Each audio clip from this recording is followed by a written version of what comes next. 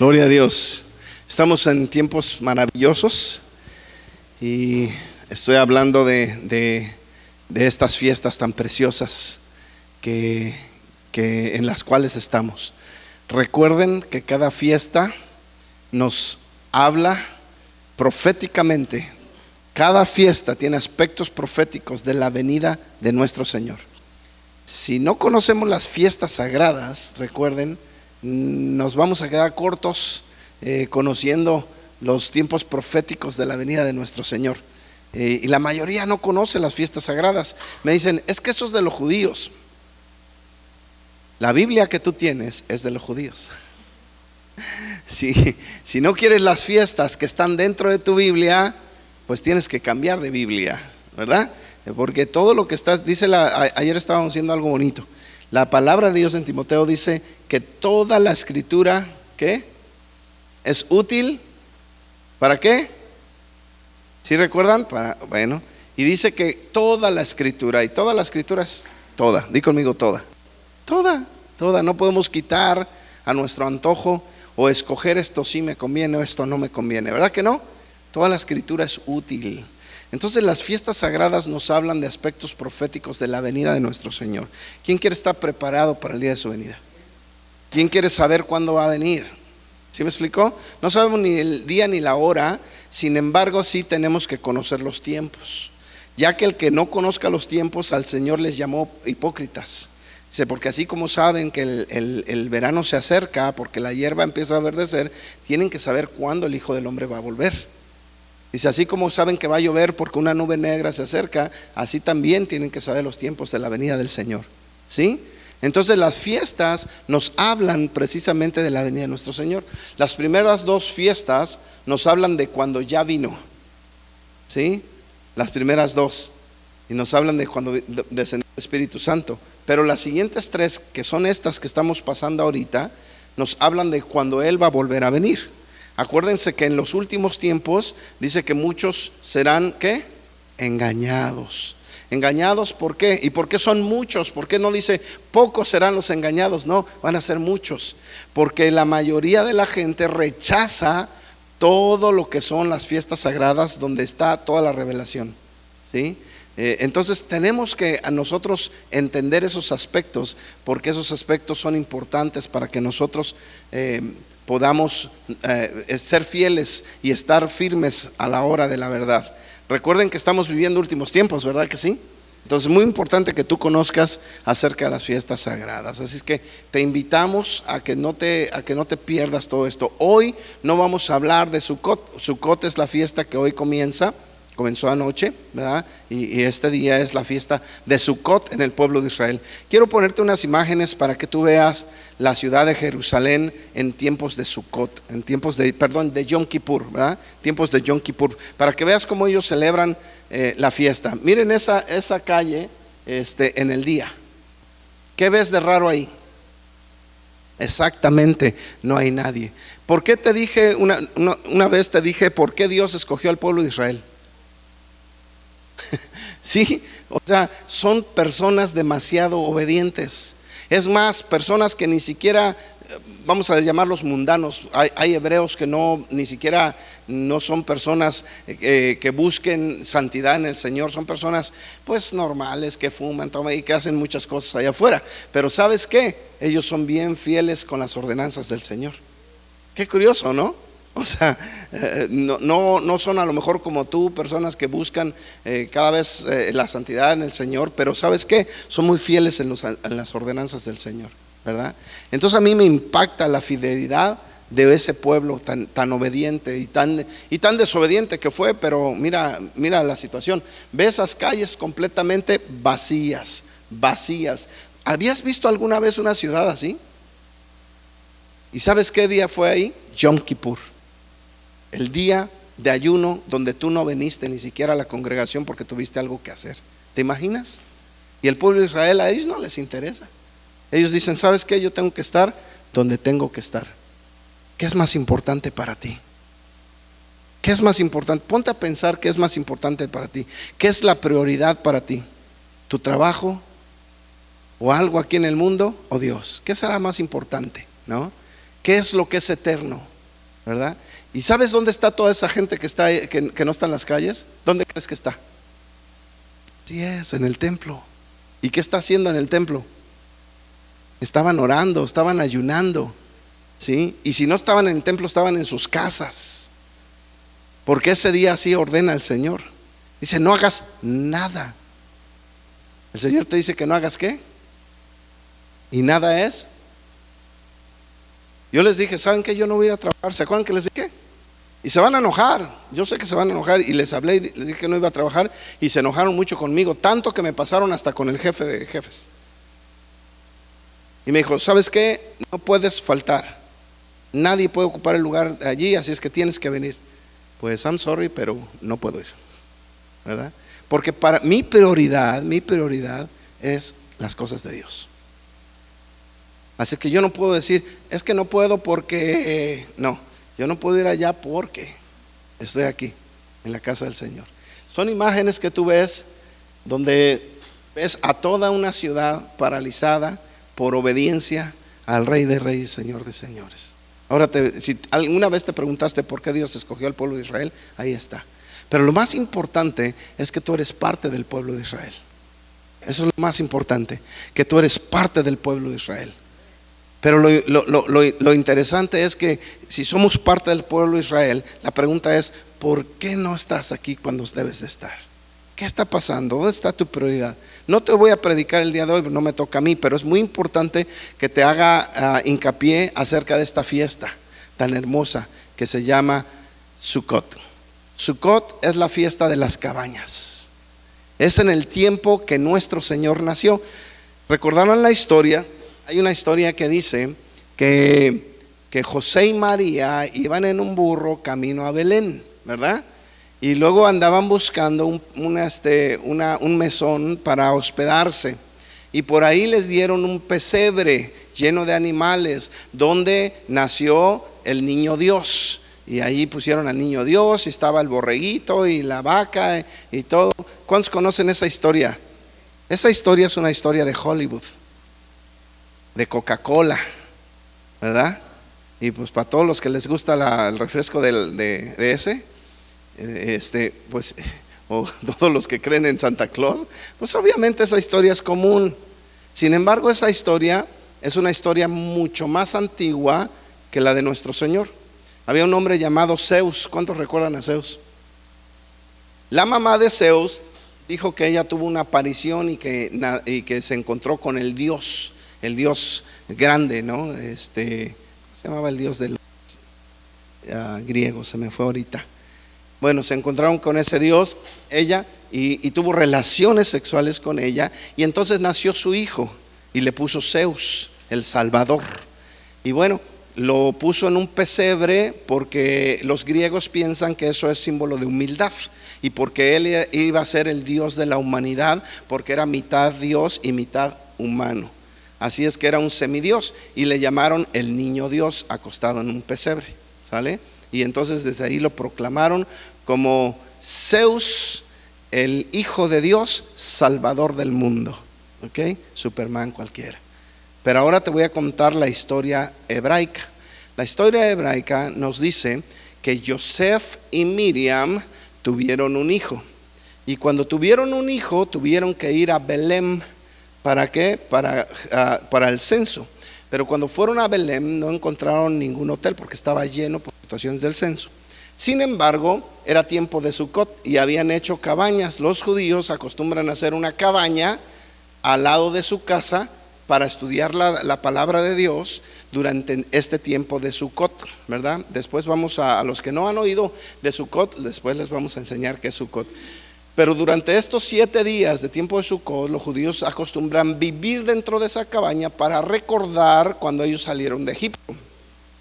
Y esa cabaña tiene que estar limpiecita. No puede haber ni siquiera un perro ahí adentro, porque sería impuro dentro de la cabaña, ya que dentro de la cabaña solo debe haber una mesita, una luz y la palabra de Dios, porque solo entran para estar leyendo y estudiando y orando la palabra de Dios. Pueden comer adentro, sin embargo muchos de ellos no lo hacen, porque simplemente es la palabra y la presencia de Dios la que tiene que habitar dentro de la sukkah, o sea la cabaña, ¿sí?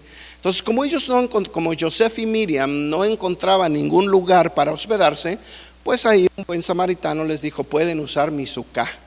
Entonces nuestro Señor nace en el sucá en tiempos de Sucot.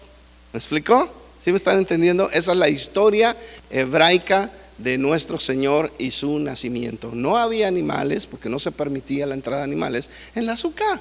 Entonces es una historia completamente diferente a la de Hollywood, hermanos, ¿verdad? Cuando tú lees en la Biblia, si tú la buscas aún en el griego, ni siquiera, si no quieres irte al hebreo, no te vayas al hebreo, pero aún en el griego no dice pesebre, dice cabaña, ¿sí? O tienda. Entonces ahí entendemos una historia totalmente diferente. A mí me encanta este tiempo de la fiesta de las cabañas, donde los judíos se acostumbran si no hacen una cabaña al lado de su casa, por lo menos ponen una casa de acampar en su patio y ahí se quedan. Como nuestros hermanos americanos, el día sábado, que se reúnen el sábado, van a ir a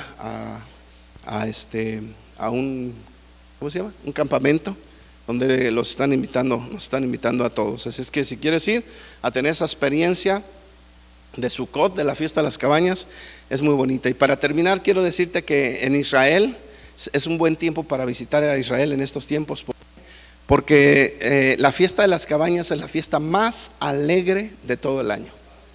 La fiesta más alegre, porque nos recuerda que algún día nosotros estaremos en una morada temporal con el Rey de Reyes y Señor de Señores. ¿Cuántos quieren estar en esa morada temporal con Él? Amén. Es algo hermoso, algo muy bonito. Amén.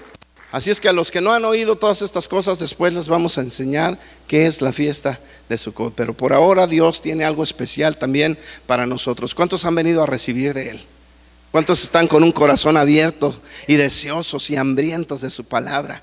Nosotros debemos de ser, dice, como niños, como un recién nacido anhela la leche de su madre, así anhelamos la palabra de Dios el día de hoy. ¿Verdad que sí?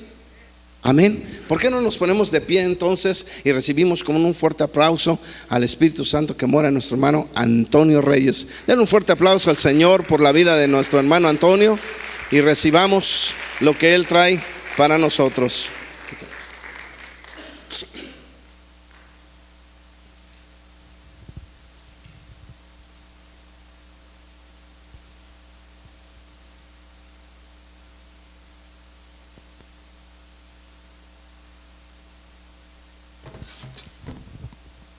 Buenos días o buenas tardes ya, ¿no? ¿Este sirve? Sí. Muy bien. Bien, pues ¿puede tomar asiento? Gracias. Dios es bueno y agradezco a Dios por el privilegio que me da de compartir una vez más. Me anima mucho porque cada vez que me paro aquí es una gran responsabilidad transmitir lo que considero Dios pone en mi corazón para podérselo decir a ustedes. Y yo creo que dentro de todas las cosas, cada uno tiene su manera de transmitir lo que Dios le da, ¿no es cierto? Cada uno de nosotros transmitimos de diferente manera, pero sin dejar de transmitir lo que verdaderamente tenemos que dar, que es el mensaje de la palabra de Dios. Así es que iba yo a hablar un poquito acerca de lo que estaba diciendo el pastor acerca de las fiestas, porque yo siempre lo digo, de todos los años, empecé desde los 12, 13 años, no digo cuando estaba chiquito porque todavía estoy. Cuando tenía 12, 13 años empezamos a ir a la iglesia, nos empezaron a enseñar la palabra de Dios. Pero cuando llegué aquí a la iglesia, a Chequina, y conocimos al pastor Freddy y todo eso, que ya son algunos años, unos 10 años, 12 años casi. Cuando él yo escuché y empecé a escuchar todo lo que él estaba enseñando acerca de las raíces hebreas y todo eso. Créanme que hubo un choque, porque yo venía acostumbrado y escuché desde niño todo lo que me enseñaron, todas las cosas de cómo me las enseñaron. Y algunas cosas están bien, pero algunas estaban totalmente erradas. Y claro, yo vengo y escucho al pastor Freddy y yo me quería ir de la iglesia. De hecho, no están porque algunos son nuevos, algunos no tienen mucho tiempo aquí, 2, 3 años, algunos menos, algunos 5. Pero yo que estoy desde casi cuando empezó el pastor, que ya tenía un año, ¿cierto? Cuando ellos estaban aquí, yo llegué aquí. varias familias se fueron. Varias familias se fueron porque el pastor empezó a hablar acerca de las raíces hebreas y empezó a enseñar lo que era emuná, teshuvá y todas esas palabras que para nosotros uno dice que qué idioma es eso. ¿No? Yo que vengo de Oaxaca y hay muchísimos dialectos, no lo conozco, de hecho no hablo ningún dialecto, me hubiera gustado hablar uno, pero no conocía esas palabras. Y luego un día yo oigo que el pastor dice, se para aquí, dice Shema Israel Adonai, Adonai Elohim Echad. Y yo dije, Dios mío, ¿qué cosa es eso? Cuando él empieza a hablar todas esas cosas, obviamente hay un choque, porque yo no conocía esas palabras, porque yo no conocía el trasfondo de todo lo que significaba eso. Y obviamente lejos de, créanme que por mi mente pasó y dije, esto no encaja con lo que sé o con lo que he aprendido. Y al igual que muchas personas quería irme, dicen, no, yo me voy a cambiar de iglesia donde enseñen la verdad, ¿no? Porque uno piensa eso. Muchas familias se fueron. Algunos saben de lo que estoy hablando porque han estado desde ese tiempo, pero muchas familias se sacaron de onda, así como les digo, y se fueron de aquí, porque rechazaron, como dijo el pastor ahorita, rechazaron rotundamente lo que se estaba enseñando. Ahora, ¿qué hice yo? Y eso yo creo que me ha ayudado muchísimo y a muchos de los que estamos aquí nos ha ayudado. ¿Qué hice yo? Yo dije, voy a investigar por mi cuenta, voy a estudiar por mi cuenta, voy a leer por mi cuenta, voy a pasar más tiempo leyendo, investigando si lo que está diciendo el pastor Freddy está bien o el pastor Freddy le patina, ¿no? Porque ese es el problema con nosotros, el problema con la gente que dice, ay, no, a mí no me gusta eso. Pero no nos tomamos el tiempo para investigar, para saber si lo que está diciendo realmente es así. Entonces hay muchas cosas que tenemos que aprender. Me encanta porque a partir de ese tiempo he aprendido bastante. De los, ¿qué será? 30 años, porque estoy chamaco todavía. De los 30 años que estuve, 20 años que estuve en la iglesia en México aprendiendo, y del tiempo que llevo aquí he aprendido muchísimo, he aprendido mucho más. Rebasé allá, como quien dice, me quedé en kinder, pero aquí empecé realmente a aprender. Aquí es donde ya vine a empezar a aprender acerca de la palabra de Dios y llenar mi conocimiento de lo que realmente es la palabra de Dios y de cómo se debe interpretar, de cómo se debe leer, cómo se debe estudiar la palabra de Dios. Y me ha ayudado muchísimo, así es que yo les animo mucho, porque todo esto que está pasando, todo lo que son las fiestas, todo lo que son los acontecimientos proféticos que está viendo, tiene mucho significado y necesitamos aprenderlo, como dice el pastor. Precisamente por eso, por desconocer todo ese trasfondo, por no saber, por no tomarnos el tiempo nosotros de investigar y de rechazar algo que ni siquiera sabemos, es precisamente que se desatan un montón de problemas y nosotros nos hacemos bolas solos y terminamos rechazando lo que realmente debería de nutrir nuestro corazón y acercarnos más a Dios. Porque ahora que conozco un poco más, ahora que estudio un poco más la palabra de Dios, yo voy conociendo más quién es el Señor. Eso me acerca más a Él, eso hace que yo lo ame más, eso hace que yo sea más obediente. Mientras más yo estudio la palabra de Dios, más aprendo de quién es Él. Por ejemplo, si yo les pregunto a ustedes, ¿ustedes conocen a Dios? La mayoría va a decir que sí. Y si yo hago una pregunta y digo, a ver, ¿cuántos de ustedes me podrían decir un atributo de Dios? Muy pocos sabemos qué es un atributo. Si yo les pregunto, dígame un atributo, ¿usted conoce a Dios? Sí. Dígame uno de los atributos de Dios, uno nada más. Tal vez no lo sepan.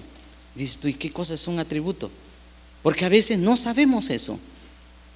Y cuando empezamos a aprender y a estudiar acerca de los atributos de Dios, uno va conociendo quién realmente es Dios, por qué es Dios, por qué tenemos que amarlo y obedecerlo y acercarnos a Él con todo nuestro corazón y con toda la motivación posible que pueda haber en nosotros para conocer más de Él. Eso es lo que realmente nos debería de motivar de conocerlo. Mucha gente viene a la iglesia porque en parte nosotros hemos tenido un poco de culpa de cómo transmitimos la palabra de Dios o el evangelio. Siempre de niño yo oía, y venga a la iglesia o venga a la campaña y aquí todos sus problemas van a ser resueltos, todo va a estar bien, usted va a ser feliz, venga y acepte a Cristo y todo va a ir bien. Y te lo transmitían de esa manera. Se va a oír feo lo que voy a decir, pero te vendían el evangelio de una manera equivocada. Entonces eso hacía que la gente fuera por los milagros de Dios, pero no fuera por el Dios que hace los milagros, que eso es totalmente diferente. Y esa es la manera en que a veces nosotros venimos al Señor y no prestamos atención en esos detalles que hacen que es un Dios grande y que puede hacer cosas en nosotros. Por ejemplo, he aprendido tantas cosas. En mi trabajo siempre cuando están hablando me preguntan y yo tengo que estar leyendo siempre, nutriéndome, aprendiendo, porque cada vez que me hacen una pregunta tengo que tratar o saber responder en base a la pregunta que me hacen, ¿no? Y eso me ayuda mucho porque de alguna manera pues me preparo para contestar ciertas cosas o para decir algo que no sea algo nada más que yo pienso, sino en base a lo que Dios dice. Por ejemplo, estábamos comiendo con los compañeros de trabajo y uno dice, bueno, estaban hablando de lo que está pasando, la homosexualidad y todo ese rollo. Y dicen uno de ellos, bueno, pero es que si Dios te manda un hijo homosexual, pues no hay problema, tienes que quererlo y amarlo porque Dios te lo mandó así. ¿O no es así, don Toñito? Me pregunta a mí. Estábamos todos ahí. Me encanta cuando me preguntan. Porque entonces le dije yo, bueno, mi opinión sale sobrando aquí. Si yo te voy a dar mi opinión. Entonces leí y le dije, te voy a leer lo que Dios dice, lo que Dios opina acerca de lo que me preguntaste. Y leí Romanos 1 a partir del 20 en adelante. Te animo a que lo leas. Romanos 1 a partir del 20 en adelante y te vas a dar cuenta de lo que Dios dice acerca de eso. Entonces le dije, mi opinión no tiene relevancia, pero te voy a decir lo que dice Dios, cómo está escrito acerca de lo que están hablando. Y todos se quedaron así como que, órale. Eso es muy bueno saber dónde están las cosas, ¿no? Entonces, muy, muy, muy interesante eso. Damos gracias a Dios porque Él es bueno. La otra vez estaba yo dando un tema y vamos a entrar en lo que nos compete esta mañana. Voy a hablar acerca de la mayordomía, que es un tema que yo creo que debemos aprender muy bien en base a lo que es la palabra de Dios. Así es que la otra vez yo compartía con ustedes. ¿Se acuerdan que hablé un poco acerca de que Dios es el dueño de todo? ¿Sí? ¿Se acuerdan que compartí un poquito? Di una cita que está en Segunda de Crónicas 29:10, donde dice, donde el Señor dice que de Él es todo lo que hay en los cielos y en la tierra, las riquezas y la gloria proceden de mí, dice el Señor, y todo lo recibido de tu mano te damos, dijo David en esa parte de la Biblia. Muy bien. Le di alguna cita como Salmos y hablé de todo. Por ejemplo, hay gente que dice, pues nosotros oímos que dicen, pues es mi cuerpo, yo puedo hacer con mi cuerpo lo que yo quiera, ¿cierto? ¿Han oído tanto a hombres como a mujeres decir eso? Yo puedo hacer con mi cuerpo lo que yo quiera porque es mi cuerpo, pero la Biblia dice que no es tu cuerpo. Y yo les di una cita donde habla de eso, donde dice que no es tu cuerpo. Entonces, está en Corintios, si tú lo quieres buscar, pero ahí dice, donde dice que no es tu cuerpo, porque Dios nos dio todo lo que tenemos para que nosotros fuéramos solamente los administradores de todo lo que ha puesto Dios en nuestras manos, sea dinero, sea casa, sea nuestro cuerpo, sea todo, nuestra ropa. De hecho, también te comprobé con la Biblia que la ropa que traemos puesta, tú dices, pero si yo fui a la mall y la compré. No, Señor, Dios le pertenece la ropa que traemos. Pero si es mía, te puedo comprobar con la Biblia que es de Dios. Y es muy interesante entender todo eso. No se las quiero dar porque la otra vez se acuerdan que le di todas las citas y hablé de todo eso. Pero quiero entrar en un tema que tiene que ver con la mayordomía, que sigue con esto que estamos hablando. Y es que Dios se reservó algo solamente para Él. No voy a dar una cita en específico, pero voy a dar algunas citas que nos van a llevar a entender y a comprender un poquito acerca de esto.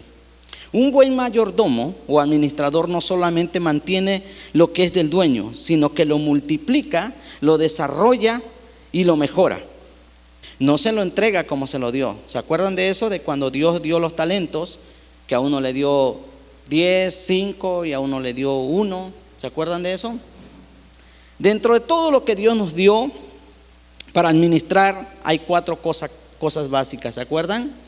Porque Dios nos dio recursos. Por ejemplo, el tiempo es un recurso que Dios nos dio. ¿Cuánta gente dice, es que a mí no me da tiempo? La salud es otro recurso que Dios nos dio. La familia y las finanzas. Y ahora que estaba estudiando un poquito de finanzas, aprendí un poco de eso. Y en una de las partes que estaba estudiando eso, dice: si tú no eres capaz de administrar estas 4 cosas básicas que Dios te dio, la pregunta es: ¿cómo vas a poder administrar el poder de Dios en tu vida? ¿Cómo nosotros vamos a ser capaces de administrar lo que Dios nos da si no somos capaces de administrar nuestro tiempo, nuestra familia, nuestro dinero y la salud? Por decirlo así. Porque esos son los recursos que Dios nos dio. Así es que tú y yo somos administradores, ¿cierto? Somos administradores de todo lo que Dios nos dio. Y vamos a ver este tema acerca de que Dios se ha reservado una porción que es solamente suya. El dueño, y yo voy a leer algo que traigo aquí, dice: el dueño tiene derecho de que le rindan o produzcan fruto a su debido tiempo. Algún día tendremos que rendir cuentas a Dios, tú y yo. Nosotros no podemos esconder nuestra fidelidad de los demás, o podemos esconder nuestra fidelidad de los demás, pero de Dios no, porque somos mayordomos. En Lucas 16:2 dice: entonces lo llamó, quiero que lo busques, Lucas 16:2, y dice así: entonces lo llamó y le dijo: ¿qué es esto que oigo acerca de ti?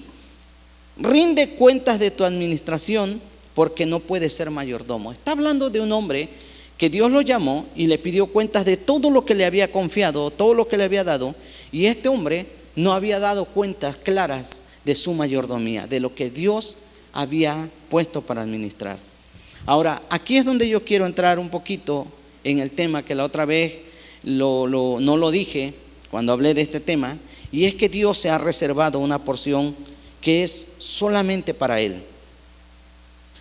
Aunque todo le pertenece a Dios, y Dios nos ha dado la habilidad de administrar lo que le pertenece en Él, hay una porción que no es para nosotros administrarla, porque es una porción santa. Esa porción le pertenece solamente a Él. Y yo quiero que tú busques Génesis 2, 16, 17. Y te lo voy a leer, y dice así: y Él ordenó el Señor Dios al hombre diciendo: de todo árbol del huerto podrás comer. El 17 dice: pero del árbol del conocimiento del bien y del mal no podrás comer, porque el día que de él comas ciertamente morirás.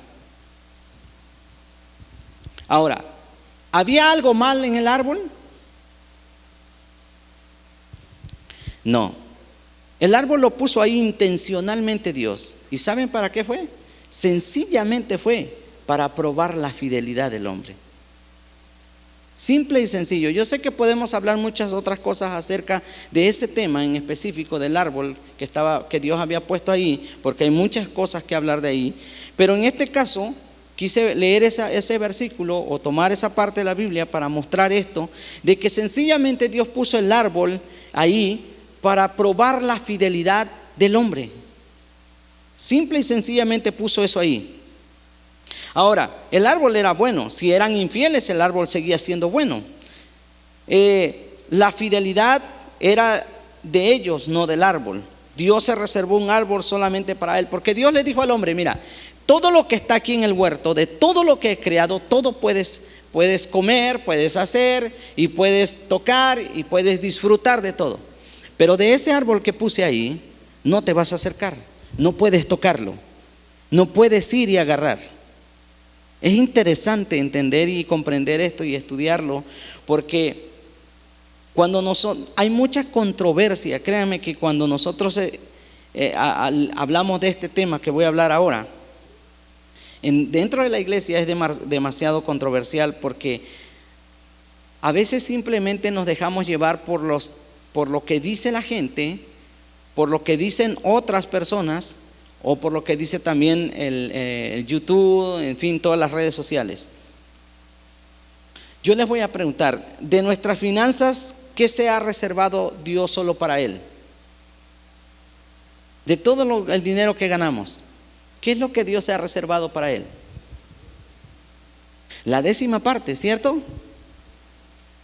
En esto hay demasiada controversia, porque unos dicen, y casi te lo pueden decir con la Biblia, que a este tiempo ya no es tiempo para eso, que eso fue en el Antiguo Testamento, que eso ya pasó, que ahora ya no se hace eso. Y te lo pueden, yo la verdad, yo les animo, y me atrevo hasta a decir, yo puedo desafiarte a que tú estudiemos juntos esto, porque es muy interesante, porque le dan tantas vueltas al asunto, cuando que esto es tan sencillo de entenderlo y de comprenderlo cuando uno empieza a estudiar lo que Dios habla acerca de eso, acerca de lo que a Él le pertenece.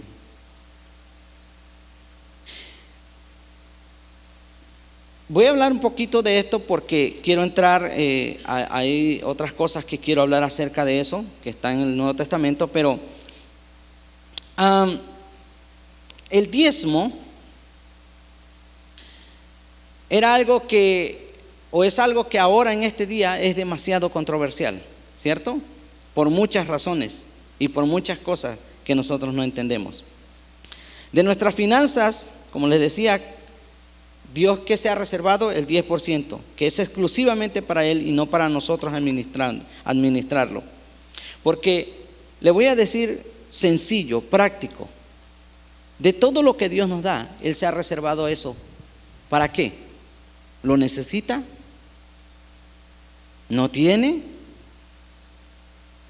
No. Miren lo sencillo que es. Simplemente se ha reservado eso porque Él quiere probar nuestra fidelidad. Se trata simplemente de obediencia. Me puedes discutir lo que tú quieras y puedes decirme lo que tú quieras, pero simple y sencillamente es tan simple de entenderlo. Mira, yo sé que aquí hay gente más preparada, hay gente más preparada que yo académicamente. Yo fui nada más a la primaria. Hay gente aquí que tiene mucho más estudios, que fueron a la universidad, que fueron a la preparatoria y todo eso. Yo fui a la primaria, ¿verdad? Duras penas terminé ahí. Y no porque era burro, sino porque no había dinero para ir a la escuela. Entonces hay gente que es mucho más preparada. Y yo creo que esto es muy simple de entenderlo. Dios se reservó esa parte. Dios habla de esa parte para probar nuestra fidelidad, para ver hasta dónde nosotros lo obedecemos, para ver hasta dónde nosotros somos fieles, porque ese es el problema que ahora pasa dentro de la iglesia. Entonces fíjate lo que dice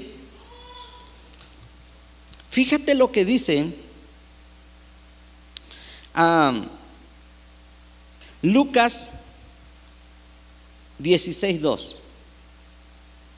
Quiero que lo busques. No, ya lo leímos eso, ¿verdad? Sí. Ok. Quiero que busques, es Mateo 23:23. Porque yo puedo darte muchas citas que hablan acerca del diezmo, pero quiero enfatizar o quiero hablar un poquito, o que nosotros vayamos con la Biblia para que entendamos esto y podamos descifrarlo un poquito cómo está. Mateo 23:23 dice: hay de vosotros, escribas y fariseos hipócritas, porque pagáis el diezmo de la menta, el eneldo y del comino, y habéis descuidado, oiga esto, y habéis descuidado los preceptos de más peso de la ley. Por ejemplo, la justicia, la misericordia y la fidelidad. Estas son las cosas que debéis haber hecho, escuche, sin descuidar aquellas. Ahora, ellos diezmaban, ¿por qué? Porque una persona me dijo, es que el Nuevo Testamento no habla del diezmo. Y el Señor habló del diezmo en esta parte de la Biblia. Lo dice, ustedes diezman. Es decir, Él no tenía que enseñar del diezmo. ¿Saben por qué? Porque ellos lo hacían. Ellos lo hacían. El Señor sabía que ellos diezmaban y lo hacían. Ahora, ¿cuál era el problema de que no habló del diezmo? Porque aunque lo hacían, ellos lo hacían con la motivación incorrecta. Ese era el problema. Por eso dice aquí, ustedes diezman. Les dijo, ustedes hipócritas pagan el diezmo de la menta, el enoldo, el comino, pero ustedes han descuidado los preceptos que tienen más peso, que es la justicia, la misericordia, la fidelidad. Estas son las cosas que debéis haber hecho sin descuidar aquellas. ¿Se da cuenta que nosotros tenemos que aprender un balance de lo que es? Porque de nada me sirve a mí venir aquí y hacer tanto alarde de lo que puedo orar, de lo que puedo decir, de lo que puedo hacer, pero estoy haciendo una cosa, estoy descuidando algo que está ahí y que debo hacerlo. Y yo creo que nosotros debemos aprender a hacerlo de la manera correcta, de la forma en que Dios lo dice. No debemos descuidar una cosa, porque de nada me sirve aquí pararme como el más espiritual de todos ustedes y no estoy diezmando. Exacto. O de nada me sirve diezmar tanto y no estoy haciendo lo otro. Entonces nosotros debemos aprender ese balance, porque cuando estudiamos la palabra de Dios, Dios nos enseña a mantener ese balance. Precisamente por eso la palabra de Dios fue dada al ser humano, para que nosotros aprendiéramos a caminar como es. Y nosotros aprendiéramos a tener ese balance en el Señor. No podemos irnos para un lado ni podemos irnos para el otro. Nosotros debemos aprender a ser balanceados en ese aspecto, porque esa es la manera en como Dios quiere. Precisamente por eso en la Biblia está llena de principios, está lleno de cosas que nosotros debemos aprender. Por ejemplo, nuestra postura como hombres en nuestra casa, nuestra postura como papás, nuestra postura como hijos, nuestra postura en todo nosotros debemos aprender. ¿Me entiende? Por eso es que a veces nosotros batallamos como hombres en nuestra casa, porque no hemos aprendido cuál es nuestra postura. Batallamos como papás, ¿por qué? Porque no hemos aprendido cuál es nuestra postura. Entonces la palabra de Dios nos enseña a estar bien balanceados en ese aspecto, en todos los aspectos de nuestra vida. Amén. Así es que ellos habían descuidado acerca de la justicia, acerca de la misericordia, acerca de la fidelidad, y no habían hecho las cosas bien. Y por eso el Señor se molestó y los llamó. Ahora les leí esto, ¿por qué? Porque alguien me dijo, no, el Señor no habla de diezmos en el Nuevo Testamento. Pero leyendo esta cita, Él no tenía por qué hablar del diezmo, sino porque Él habló en esto porque ellos lo hacían. Ellos hacían eso. Y lo hacían de una manera.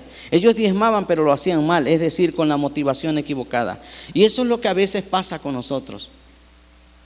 Nosotros tenemos que aprender a ser obedientes con la motivación correcta. ¿Saben qué? He aprendido eso. Porque a mí me enseñaron, y cuando te enseñan y te meten una idea en la cabeza, en cierta manera tú dices, es que tú tienes que dar para que Dios te dé. Para que Dios te dé. Y me lo decían así, y está bien. Pero ¿saben cuál era mi motivación cada que daba? Bueno, es que yo tengo que dar para que Dios me dé. Mi motivación estaba mal, porque yo lo daba esperando que sí, tenía yo que recibir algo. Nunca lo daba porque yo quería ser fiel y obediente. Yo lo daba porque decía, bueno, tengo que dar, ¿no? Pues Señor, ya te di, así que ¿qué onda? Te estás tardando, no he recibido nada. Entonces mi motivación estaba equivocada. Aunque en cierta manera pareciera que yo era fiel, mi motivación para dar estaba equivocada. Ahora, aprendí que la motivación correcta que es para dar, obediente y fiel. Tengo que dar por fidelidad y tengo que dar por obediencia. ¿No es cierto? Amén. Primera de Corintios 9, 7, 14 dice así. Esto es importante porque está ahí en el apóstol Pablo lo dijo, y el apóstol Pablo nos enseñó acerca de esto. Dice, Y yo quiero que usted lo lea conmigo y vaya entendiendo lo que el apóstol Pablo, primera de Corintios, vamos a leer primer libro de Corintios 9, y vamos a leer del 7 al 14. Dice así: ¿quién ha servido alguna vez como soldado a sus propias expensas? Es decir, ¿quién ha ido a la guerra o ha servido de soldado nada más por gusto, nada más porque quiere hacerlo? Ahí lo está diciendo. ¿Quién planta una viña y no come de su fruto? Quiero que vaya entendiendo lo que dice el apóstol Pablo, como lo enseña aquí. ¿O quién cuida un rebaño y no bebe de la leche del rebaño? ¿Acaso digo esto según el juicio humano? Dijo Pablo. ¿No dice también la ley esto mismo? Es decir, si nosotros lo vemos desde el punto lógico y usando el sentido común, si tú siembras algo, ¿acaso no vas a comer de eso que siembras? Porque eso es lo que está diciendo aquí. Ahora dice, ¿no la ley también dice eso? Pues en la ley de Moisés está escrito: no pongas bozal al buey que trilla. ¿Por qué dijo eso? Estaba leyendo un poco que cuando los bueyes trillaban el grano, algunos le ponían el bozal al buey y lo hacían de una mala manera para que el buey no comiera lo que durante estaba trillando el grano. Entonces Moisés vio eso y dijo, en la ley dice, no le pongan bozal al buey, para que también cuando ande trabajando pueda comer. Tiene derecho a comer, ¿no es cierto? Tiene derecho a comer. Pues dice, luego hace una pregunta: ¿acaso le preocupan a Dios los bueyes? ¿O lo dice especialmente por nosotros? Muy interesante lo que dice aquí. Si se escribió por nosotros, sí, se escribió por nosotros, porque el que ara debe arar con esperanza, y el que trilla debe trillar con la esperanza de recibir de la cosecha. Si en vosotros sembramos lo espiritual, dice Pablo, ¿será demasiado que de vosotros cosechemos lo material? Ahora, ¿por qué dice eso aquí? Porque es un problema, de verdad. Mire, yo sé que ahorita hay tanta controversia en todo sentido porque no aprendemos a leer lo que dice la palabra de Dios, pero muchos están, se oye hablar acerca del evangelio de la prosperidad y todas esas cosas que echan a perder totalmente y rotundamente lo que Dios enseñó, ¿verdad? Echan a perder todo lo que está escrito en la palabra de Dios. Y la Biblia misma nos enseña que harían negocio con esas cosas. Pero cuando leemos esto, habla de nuestra fidelidad, de nuestro compromiso, de nuestro amor hacia Dios. Dios nos da todas las herramientas y nos pone todo en nuestras manos para que nosotros generemos finanzas para nuestra casa, para nuestro hogar. Y yo pregunto, ¿acaso es mucho pedir de Dios que traigamos lo que le pertenece a Dios para que funcione esto? ¿Acaso es mucho pedir? Si Dios se reservó esa parte para Él, ¿quiénes somos nosotros para administrarlo? ¿Quiénes nos hemos creído nosotros para administrar el 10% que no nos pertenece, sino que le pertenece a Dios? Porque Dios nos da el 90% para que nosotros lo administremos y nos dicen, el 10% es mío, eso lo administro yo. Ahora tú dices, porque aquí entra la lógica, el sentido común, y tú dices, bueno, pero es que yo tengo que llevarlo a la iglesia y entregarlo ahí a la tesorería y a ver, ¿qué hacen con mi dinero? ¿Y qué tal que el pase compra un carro nuevo? En serio, mire, tengo tantos años desde niño escuchando todas estas cosas y que la gente piensa todas esas cosas. Un hombre en mi trabajo me dice, oye, ¿y tú das el diezmo también? ¿Le das el diezmo a tu pastor ahí en tu iglesia? Me dijo así. Entonces yo le pregunté, le dije, ¿eres asesor financiero? Tesorero, no sé, ¿eres algo de finanzas? Me dice, no, porque pues tú vas a la iglesia, dice, y todos ahí le dan el dinero al pastor, me dijo así. Tú sabes todo lo que dice la gente. Pero entonces le digo yo, ok, mira, ¿cuántos años de pintor llevas tú pintando? No, pues 20 años de pintor, 25 años me dijo. Ok, tú sabes de pintura como ningún otro aquí, porque tú eres el que las pinturas auladas y que esto y que lo otro y que para acá y que para allá, y hablas un montón de las pinturas. Yo apenas estoy aprendiendo, no tengo la menor idea qué es pintura aulada, es la pintura esta, la pintura de la otra, no tengo la menor idea. Lo veo, lo escucho, pero no sé qué es. ¿Cómo crees tú que yo me vería discutiéndote a ti algo acerca de la pintura, algo acerca de lo que tú eres experto y sabes, algo de lo que tú ya sabes cómo funciona? ¿Cómo me vería yo? No, pues como un estúpido, me dijo. Bueno, pues así te ves tú, o así te vas a ver tú, discutiendo conmigo algo acerca del diezmo. Mejor aquí la dejamos, porque si yo te digo acerca del diezmo, no vas a entender, no vas a saber, porque eso es algo que tiene que discernirse desde el ámbito de lo que Dios dice en su palabra, no desde lo que la gente dice, sino de lo que Dios realmente está diciendo. Entonces, muy interesante entenderlo, porque la gente te va a preguntar, nos va a preguntar, oye, pero ¿qué tú le das? Yo tuve que decirle eso. ¿Cómo te verías tú discutiendo? Me vería yo discutiendo contigo ese tema. Y él mismo me dijo, te ves como un estúpido.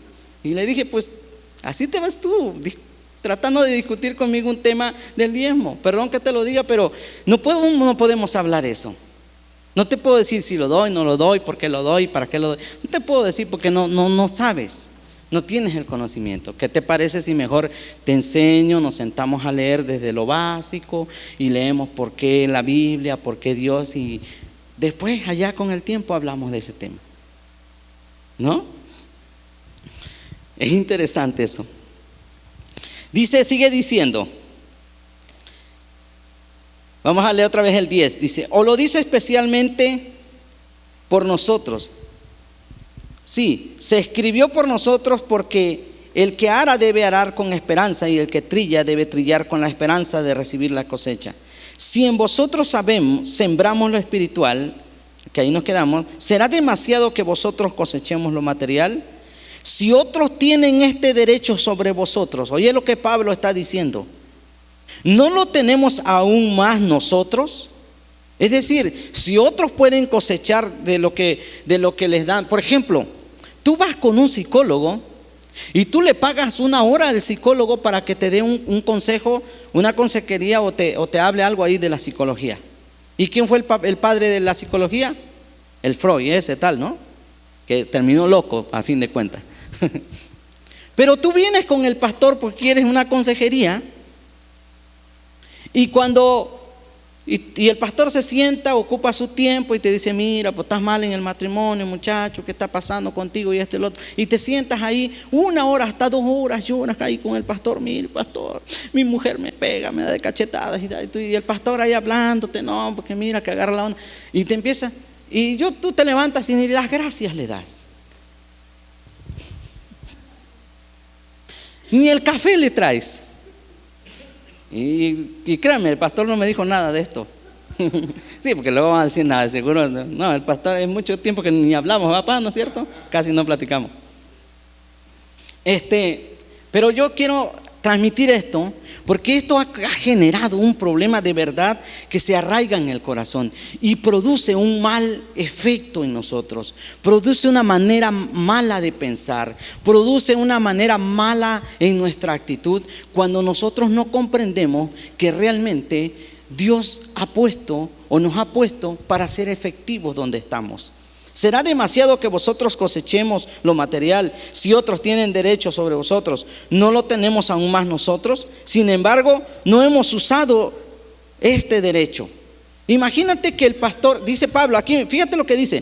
Sin embargo, nosotros no hemos usado este derecho, sino que sufrimos todo para no causar estorbo al evangelio de Cristo. Imagínate que el pastor no cobra para una consejería. Ahora imagínate si cobrara. No, hombre, hermano. Pero tú sí le puedes pagar al psicólogo, ¿cierto? ¿Y el psicólogo en qué te puede ayudar? El psicólogo no llega más que hasta lo emocional.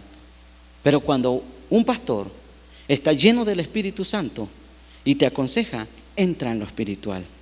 Pero tiene un efecto que yo creo que por eso Dios está mostrándonos este día acerca de cómo nosotros debemos de aprender esto. Porque esto ha generado un problema en todos los sentidos. Nos causa un problema esto cuando no lo aprendemos, cuando no sabemos cómo funciona.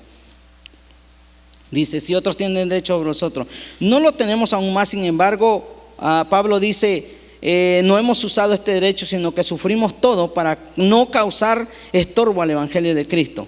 ¿No sabéis que los que desempeñan los servicios sagrados comen la comida del templo? Y los que regularmente sirven al altar, del altar también reciben su parte. Quiero que lo leas conmigo, ahí está, no me lo estoy sacando yo de la manga. Así también ordenó el Señor que los que proclaman el evangelio, dice, que vivan, ¿de dónde? ¿Ves? Está ahí. Ahora, eso no quiere decir que nosotros vamos a usar, o el pastor va a usar, o los que nos paramos aquí vamos a usar esto para sacar dinero. Eso no, porque desde ahí desviamos todo el asunto. Pero cuando yo les quiero transmitir esto, les estoy hablando específicamente de algo y estoy poniendo en tu corazón conscientemente. Esta mañana quiero poner que conscientemente tú debes de llevar en tu conciencia que debemos de aprender fidelidad y obediencia. Eso es todo. ¿Por qué discutir tanto por algo? Si se da, no se da, que antes sí se daban, que el orden de Melquisedec, ¿por qué te sacan de todo? Y que esto y que el otro, y que el diezmo antes sí, pero era en frutas, ahora ya no, porque antes eran frutos y se traía la calabaza, el maíz, el frijol, pero ahora ya no. Ahora ¿cómo vas a dar tu dinero? La Biblia no dice que des eso, pero la Biblia dice que Dios nos da. Por ejemplo, a cada uno de nosotros tenemos trabajo, ¿cierto? Dios nos ha bendecido bastante. A mí Dios me ha bendecido bastante. Ahora que estoy trabajando, aprendo muchas cosas y me he hecho hábil haciendo en mi trabajo. Y por mi habilidad que tengo para hacer mi trabajo y mi responsabilidad en mi trabajo, yo no tengo que pedirles un aumento de sueldo a mi patrón. Fíjate que esto es interesante. Fíjate si no es interesante. Hablando de lo que estaba diciendo el pastor acerca del pueblo judío, aprendí esto y mi esposa lo sabe. Esa güera bonita que está ahí, esa es mi esposa. Dice que el pueblo judío nunca le pide un sueldo a su patrón. Oye bien lo que te voy a decir, porque eso está ahí. No creas que me lo saqué yo. Búscalo, encuéntralo. Dios te animo que tú lo busques. Los judíos, es interesante la cultura judía. De verdad que te nutre cuando tú aprendes de ellos. Pero la cultura judía dice que cuando quieren un aumento de su sueldo, porque ellos diezman, de todo su dinero diezman, dice que ellos en su diezmo que dan, si ellos, digamos un ejemplo, dan el 10, dicen, Señor, fíjate que no van y le dicen, oiga jefe, pues ya estoy trabajando un año, ¿no? Ya necesito un aumento de sueldo, pues por lo menos $1, $2. No van con el patrón. Dice que van con Dios. Oye bien esto. Y le dicen, Señor, como que mi patrón un poquito tacaño, ¿no? Ya se tardó. Pero mira, vamos a hacer una cosa. Yo estoy diezmando el 10%, pero ahora voy a diezmar el 15% porque yo quiero que me aumente el sueldo. Y se lo dice al Dios. No creas que va y se lo dice al patrón. Los judíos hacen eso. Búscalo. Y le dicen a Dios, yo quiero que me aumente. Así es que yo me voy a comprometer en ti a poner el 15% porque quiero un aumento. Y automáticamente yo le dije a mi esposa, porque créanme que la razón entra aquí, el sentido común te dice, ¿a poco sí? ¿Será cierto que es así? Entonces le dije a mi esposa, nunca le he pedido un aumento de sueldo a mi patrón, jamás. Y le dije, me gustaría que me aumentara, ¿por qué no? Gano tanto, pero me gustaría ganar más y le echo ganas y soy responsable. Y me dice ella, pues pruébalo, haz lo que dice ahí, órale. Y le dije, vamos a poner tanto. Y lo hicimos. ¿Y qué cree que pasó? Me llama mi patrón y yo no me lo esperaba. Yo hasta le dije a mi esposa, porque estaba sorprendido, yo mismo me sorprendí de eso, y le dije, ¿qué crees? Me llamó fulano a la oficina ahí y me dijo, mira, Toñito, he visto que te has destacado más en tu trabajo y bueno, quiero ponerte tanto más en la hora. Ah, dije yo, bendito sea el Señor. Ahora, yo te lo comento, yo no estoy diciendo que tú lo hagas. Yo lo hice porque a mí me pareció ilógico y mi sentido común me decía mi sentido común o mi razón, ¿será que es cierto eso? Porque de verdad, para creerle a Dios, es una cosa fuera de lo común, creerle a Dios. Por eso, ¿se acuerdan cuando pasó lo de mi hijo que se accidentó, que casi se muere, se mata? Y yo había escuchado lo que Dios había dicho. Y yo soy muy agradecido a Dios porque de alguna manera Dios habló a mi corazón antes que pasara el accidente y había preparado mi corazón. Pero ¿se acuerdan que les dije que un día venía yo manejando? Porque durante toda esa semana batallé muchísimo. Durante toda la semana que pasó lo del accidente, que estuvo 7 días en coma mi hijo, con todos los tubos y conectados, que el médico dijo que iba a quedar parapléjico, que no iba a poder caminar, que no iba a poder hacer nada de eso. Me dio el diagnóstico a él y yo fui llorando con el Señor y le dije, Dios, tú me dijiste que le ibas a conservar la vida, pero no quiero un hijo parapléjico, no quiero un hijo así. Si lo vas a dejar así, llévatelo. Me atreví a decírsele al Señor eso. Si le dije, si lo vas a dejar así, pues llévatelo. Yo no quiero tener un hijo así. Y lloré con el Señor.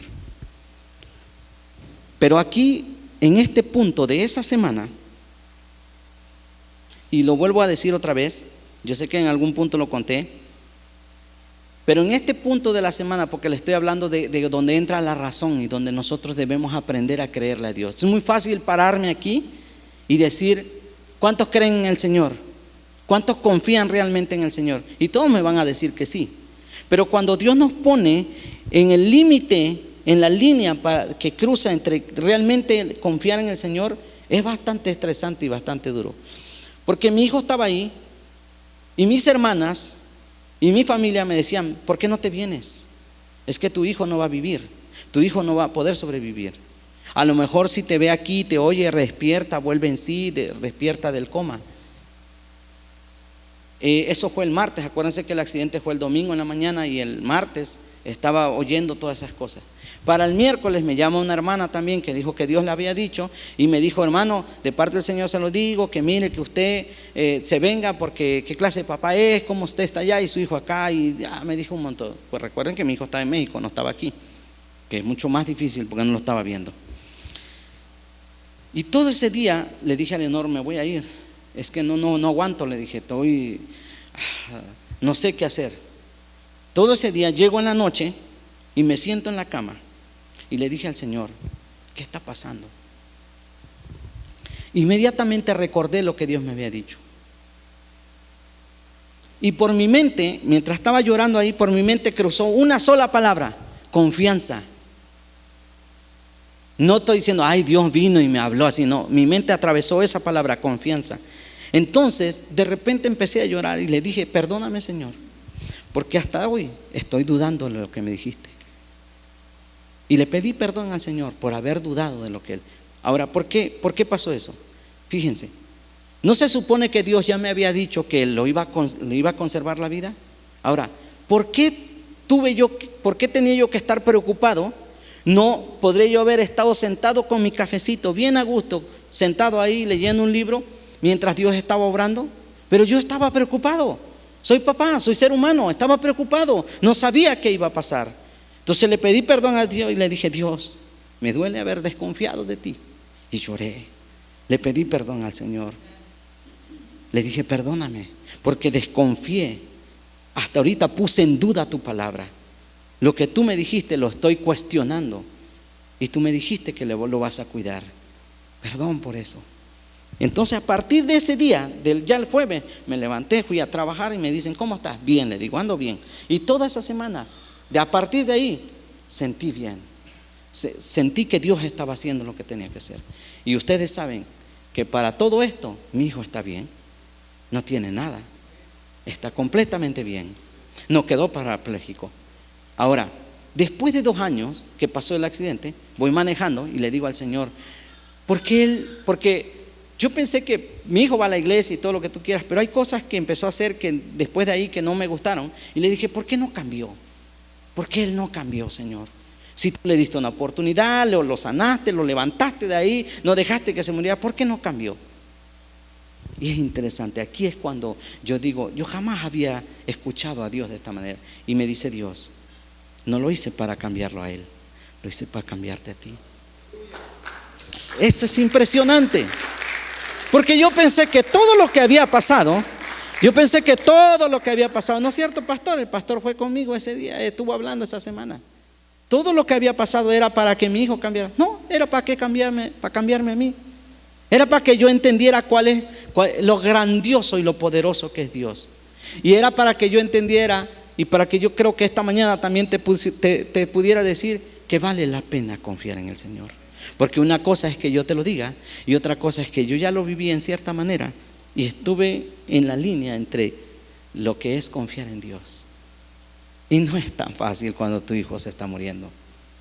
No es tan fácil decir yo te creo, Señor.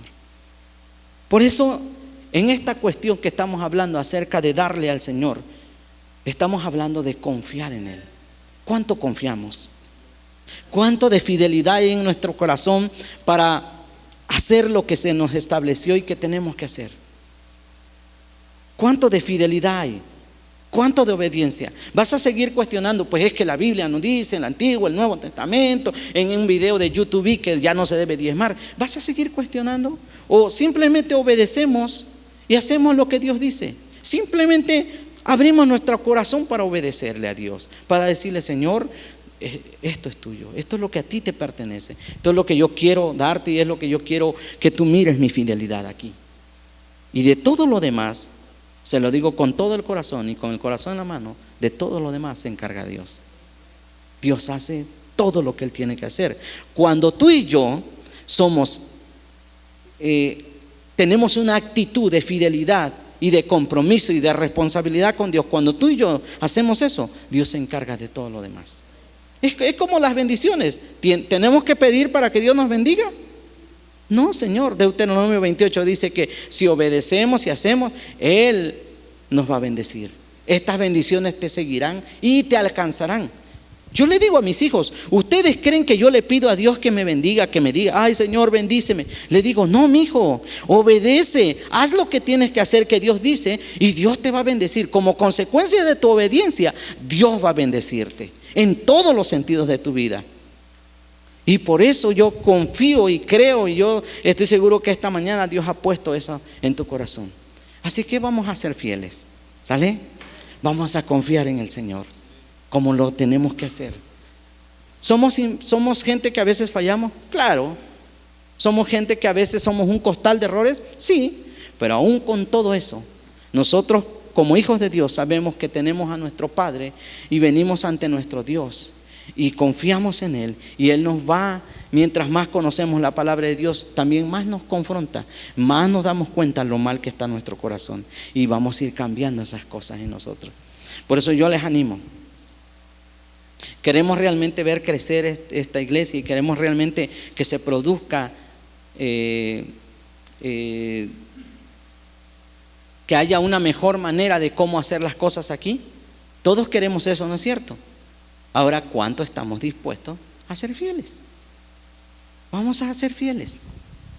Y yo les aseguro que si lo hacemos en la motivación correcta, con la motivación correcta que debemos ser fieles, Dios es fiel a su palabra. Claro que sí.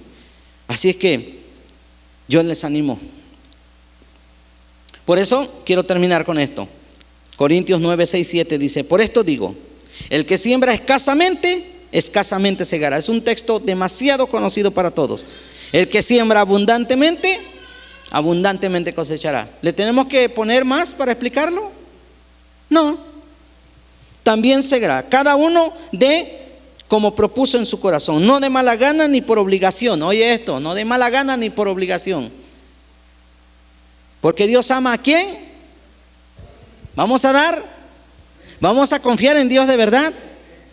Amén. Oye, Señor, todos dijeron amén. No. Yo creo que es un desafío para ti y para mí, ¿sí? Vamos a tomarlo como un desafío y que Dios haga lo que Él tiene que hacer.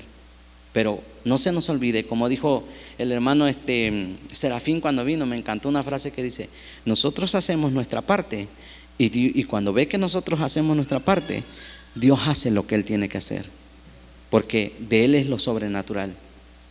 ¿Sale? Muy bien, póngase de pie. Damos gracias a Dios porque Él es bueno, amén.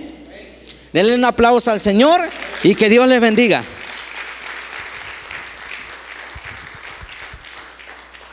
Gloria a Dios, hermanos, porque pues a cada que invito a alguien a compartir, Dios le da lo que quiere Él darle, ¿verdad? A Él. Yo nunca les digo vas a dar este tema o tienes que hablar de esto. Cada quien, yo dejo que el Espíritu Santo le hable y de lo que tiene que dar. Me interesó mucho, nada más quiero recalcar para irnos, el versículo 12 me llamó mucho la atención cuando dice: si otros tienen este derecho sobre ustedes, ¿no lo tenemos más aún nosotros? Cuando dice otros tienen este derecho, ¿a quién creen que se estaría, o de quién creen que estaría hablando ahorita en estos momentos, en nuestros tiempos? ¿Quién tiene derecho de tomar una parte de tu salario? ¿Verdad que sí? Las taxas, dice aquí, ¿no? ¿Y las pagamos o no? ¿Verdad? Y dice Pablo: ¿y no tenemos más derecho nosotros? O sea, a veces somos más fieles en el mundo que en las cosas del Señor. Pero bueno, yo tomo mi parte. Y desde ahora pues voy a tener que dar el 15, no el 10. Aleluya. Amén. Bueno, vamos a saludarnos como hermanos, a abrazarnos como hermanos. ¿Por qué? Porque siempre que venimos aquí entendemos quién es el cuerpo de nuestro Señor y nosotros somos su cuerpo, ¿verdad que sí? Levanta tus manos un momento. Que el Señor te bendiga, que el Señor te guarde, que el Señor haga resplandecer su rostro delante de ti, que tengas siempre de ti misericordia y que tengas una semana de éxito llena de bendición. Dios te bendiga ricamente. Amén, amén.